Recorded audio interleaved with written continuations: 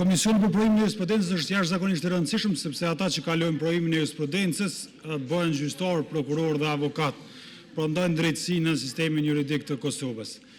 Unë e kam përcjellë si kryetari i Komisionit për Legjislacion, po edhe ne si grup parlamentar atë që ka ndodhur me Komisionin për provimin e jurisprudencës, dhe kam pa që edhe zyra e BE-s ka pas një letër që ma ka dërguar dhe mu kryetares, kryeministres e gjitha institucioneve relevante, ku ka shprehur shqetësim për mënyrën si ndrru antarët. Edhe për mua është pak problematike në kuptim të shpejtësisë që kum po të ndrimit të antarëve. Po kjo pjesa e meritave, kjo mbetet me po se ka vlerësu Ministria e Drejtësisë dhe Qeveria që ka pru. Unë do të flas vetëm për një aspekt kushtetues këtu. Kur ndrohemi komision, i bie që shkarkohet komisioni paraprak. Nuk ka pas shkarkim, këtu është gjetur një formulim që është thonë shfuqizohet vendimi për emërimin e tyre dhe që efektivisht është shkarkimi i tyre. Për shkarkim të tyre kërkohet arsyetim individual për secilin person, ka thonë gjykata kushtetuese në rastin e shkarkimit të bordit të RTK-s. Kjo shumicë parlamentare ka pas shkarku bordin e RTK-s dhe gjykata kushtetuese ka kthy me arsyetimin që çdo individi duhet me i dhënë arsyetim dhe drejta për me marrë arsyetim të individualizuar është standard kushtetues i jonë dhe i gjykatës evropiane drejt njeriut, jurisprudenca e cilës dihet që vlen edhe për rastin e Kosovës. Kështu që e shoh problematikën pikpamje kushtetuese nëse anëtarët aktual vendosin mu anku. Unë e bindur që me precedentin që ekziston në gjykatë kushtetuese tonën, ata fitojnë dhe mund merzu këtë vendim. Çka kërkoj është, çka i dosh më ndodhur që secili anëtar me pas arsyetim individual. Edhe për shembull ministri ja përmendën një aspekt, ka pas mospërputhje midis proces verbaleve dhe pyetjeve. Kjo mos andaj hynë në terrenin penal, nëse ka pas rast tillë, kjo i bën falsifikim i dokumentit zyrtar, nëse dikush e ka bërë në komision, e kështu me radhë. Kështu që dosh me pas arsyetime individuale që unë si kum po në komision, prandaj edhe aty në komision i kum shpreh shqetësimet e njëjta. Dhe fundi që po du me thonë, ndoshta kjo vlen për zyrën ligjore të kryeministrit. Nuk mundemi me formulu vendimet çështo. Për shembull, vendimi i dytë thotë të fjalëshi zëvendës antar zonja Rozeta Leshaj ndryshohet dhe plotësohet me tok fjalshin zëvendës antar Hysni Ismaili. Kjo teknikë legislative nuk pranohet, këta janë njerëz. Kur thona nuk mund është njërin me fut në tok fjalsh. Ndryshimi tok fjalshit në kupton kur ndron ti fjali që kanë karakter të foljes ndaj foljes ose pjesë tjera të gjuhës. Po ju kur është emri i individit, nëse emri i individit të thu e zëvendësoj filonin me filonin. Nuk mund është me shut njërin tok fjalësh. Emrin dhe mbiemrin e tij, përkatësinë e tij, shkollimin tok fjalsh. Për këto jam shumë i sigurt se është pjesë e profesionit tim, kështu që një vërejtje për zyrën ligjore, mos i futni njerëz në kuadër të tok fjalshave.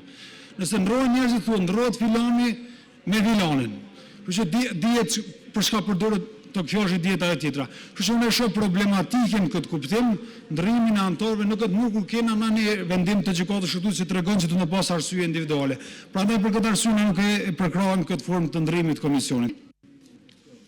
Faleminderit, kryetare. Atëherë, mendoj që është bëhe qartë që qeveria i propozoi kuvendit ndryshimin e përbërjes së Komisionit për dhënien e provimit të jurisprudencës, edhe pse komisioni aktual ende ka mandat. Pra, po flasim për ndërhyrje në një trup profesionale që vlerëson kandidatët në njërin prej provimeve më të rëndësishme në sistemin e drejtësisë. Qeveria po thot ka pasur ankesa. Mirë, në çdo provim të jurisprudencës ka ankesa, vetë kam hyrë në një të tillë dhe më kujtohet që ka pasur shumë ankesa edhe në vitin 2018. Mund të ketë paknatësi, mund të ketë vërejtje, mund të ketë edhe gabime. Por në një shtet serioz, ankesat nuk përdoren për ta vënë komisionin nën kontroll. Ankesa hetohet, procesi auditohet, dhe kur po them hetohet dhe auditohet, nuk mjafton një vlerësim individual i ministrit aq më pak në meritat e provimit.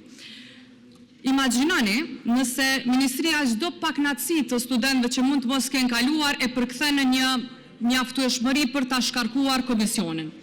Dhe imagjinoni tani nëse të gjithë ata që ndër vite nuk kalojnë, e kanë të qartë që me ankesat e tyre mund ta shkarkojnë një komision, dhe në këtë logjik mandej imagjinoni çfarë iniciative ose incentive ka një komision që ta ngrisë standardin e provimit, nëse e din që ngritja e standardit ata i shkarkon. Sepse nëse ti thua që mua po më pengon fakti që ka rënë përqindja, dhe s'është e vërtetë që ka rënë nga 30% në 4%, as pak s'është e vërtetë, dhe nëse thua që ka rënë përqindja dhe nuk e analizon aspektin e ngritjes së standardit, çka po flet kjo për ministrinë. A duam standard më të lartë të provimit ose jo, sepse ju e dini që një anketë shtesë që ka qenë ndër vite për provimin e jurisprudencës ka qenë pikpyetja rreth asaj se a ka qenë i mjaftueshëm standardi i atij provimi. Me që jurista në Kosovë kemi mjaft shumë, jo që nuk na duhen, por na duhen të denjë për sistem. Edhe diçka tjetër. Juristë e rinë të Kosovës, jam e bindur, edhe ata që mund të kenë rënë në këtë provim, nuk duan ta përfundojnë provimin me një borxh politik. Dhe unë nuk e kuptoj pse duhet një jurist apo një juriste ta njoh Albin Kurtin për ta kaluar provimin e jurisprudencës. Apo nuk e kam të qartë pse duhet një jurist apo një juriste të jetë e mjaftueshme që i gjithë procesi të lëshohet në rivendosje. Fatkeqësisht, sot doli ministra dhe përmendin në një mënyrë krejt generalizuar me disa shkelje. E para, çdo shkelje trajtohet veç e veç. Si shkelja e studentit që s'ka kaluar, si antari i komisionit ndaj të cilit ajo vlerëson se ka pas ndonjë kundërlidhshmëri, pra nuk mund të trajtohet në mënyrë të përgjithshme. Nuk mund të thuani kanë qenë 200 studentë që janë ankuar dhe të mos tregoni se sakt me çka ka pasur të bëjë ankesa e tyre, me cilin antar të komisionit ka pasur të bëjë ankesa e tyre. Pra, para se ky kuvend mendoj të votoj diçka të tillë, duhet bëjmë pyetje cila është baza ligjore e saktë për ndërprerjen e mandatit të këtij komisioni.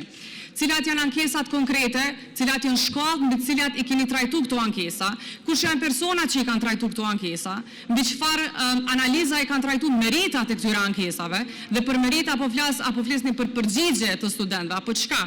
Kush brenda ministrisë ka vlerësuar që një përgjigje ka qenë saktë ose e pasaktë? Nuk e kam për ta mbrojtur komisionin, sepse fundja emrat të përveçëm nuk kanë pasur asnjë rëndësi, ka institucioni rëndësi, ka sistemi rëndësi. Dhe për fund, dua të them që nuk po mundohemi ta mbrojmë vetëm nga ndërhyrja. Këto ditë ju po e bëni një demaskim të plotë të asaj se për çka qëndron kjo qeveri, sepse në ditët e fundit vetëm 2 gjëra i keni bërë me nguti, vetëm 2 gjëra i keni konkrete. Dhe ajo është e para, po sillni ligje për t'i kaluar me shmangje të gjitha, pa asnjë diskutim dhe po flasim për ligje vitale, dhe nuk shoh që diçka e tillë të bëhet me një emergjencë të tillë përveç nëse keni vendosur të shkoni në zgjedhje që po dihet që keni vendosur, sepse nëse nuk keni vendosur i bie që mund t'i trajtojmë pas 1 jave, pas 2 jave, pas 1 muaji. Dhe e njëjta vlen me shkarkimin e anëtarëve të komisioneve, e njëjta vlen me emërimin e emrave politik në institucione të ndryshme që kontrollohen nga qeveria. Dhe për fund, krejt ky sloganizmi juaj i pastrimit e përmirësimit del të jetë një frymje pluni që po e shtini në RTP, e unë nuk e kam të qartë deri kur po mendoni me vazhdu kështu. Sikurse keni fillu tash me improvizu ju, veç me emra që po i sillni në komision e po duni me ndru ditën e fundit. Ju po improvizoni me gjithçka, edhe me temën e presidentit po improvizoni, për show propagandistik. Krejt procese që i nje ky kuvend, ju po i shndroni në show propagandistik. Çka janë këto lëvizje, çka janë këto veprime? Ditën e fundit 2 ditë para se ju me na që u zgjedhë po tani me ndryshuar antar të komisionit më të rëndësishëm të sistemit të drejtësisë. Më të rëndësishëm. Për fund, mos harroni që këta njerëz që i futnin në komision, ose ndoshta nuk do t'i futni, do të vlerësojnë njerëz që nesër do t'jenë gjyqtar, do t'jenë notar, do t'jenë avokat, do t'a prekin familjen e Kosovës, do t'a prekin pronën e Kosovës, do t'i prekin të gjitha të drejtat e njerëzve në Kosovë. A ja bëni këtë mëkat ju vendet ose jo me bindun që ja bëni, sepse s'është mëkati vetëm juaj këto ditë, mirë po bara qofte juja. Faleminderit.